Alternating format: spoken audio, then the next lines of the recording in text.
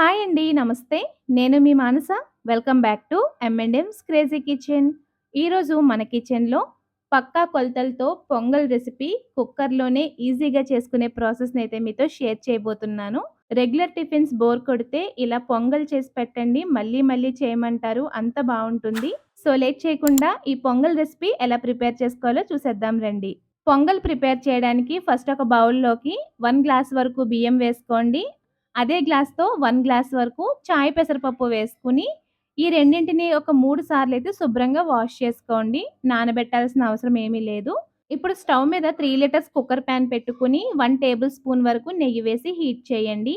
ఇందులోనే మనం కడిగి శుభ్రం చేసి పెట్టుకున్న పప్పు, బియ్యాన్ని వేసుకొని మంటని లో ఫ్లేమ్‌లో ఉంచి ఒక 2, 3 నిమిషాల పాటు బాగా ఫ్రై చేసుకోవాలి. కలర్ మారాల్సిన అవసరం లేదండి. ఇప్పుడు ఇందులో మనం పప్పు, బియ్యం తీసుకున్న గ్లాస్‌తోనే 8 గ్లాసుల వరకు ఎసరు వేసుకోవాలి. ఇప్పుడు వీటిని ఒకసారి కలిపిన తర్వాత ఇందులో పావు టీ స్పూన్ వరకు నెయ్యి వేయండి. మనకి విజిల్స్ వచ్చేటప్పుడు వాటర్ పైకొచ్చేయకుండా ఈ నెయ్యి ప్రివెంట్ చేస్తుంది. ఇప్పుడు మూత పెట్టి లో ఫ్లేమ్‌లోనే 3 విజిల్స్ వచ్చేంత వరకు ఉడికించండి. సో, ప్రెషర్ మొత్తం పోయిన తర్వాత మూత తీసి ఒకసారి కలపండి.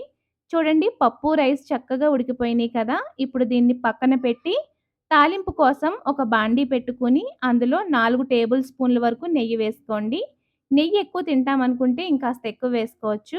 ఇప్పుడు ఇందులో సన్నగా తరిగిన అల్లం ముక్కలు వేసుకొని అర నిమిషం పాటు ఫ్రై చేసుకున్నాక ఒక టేబుల్ స్పూన్ మిరియాలు, కొద్దిగా జీడిపప్పు, అర టీ స్పూన్ జీలకర్ర వేసుకొని మరొక నిమిషం పాటు ఫ్రై చేయండి.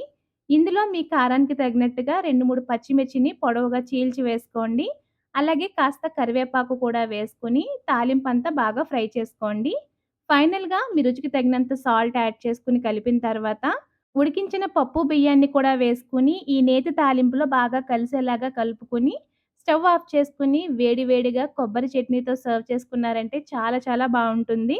తప్పకుండా ఈ రెసిపీని ట్రై చేయండి. ఈజీగా అయిపోతుంది. అలాగే టేస్టీగా కూడా ఉంటుంది.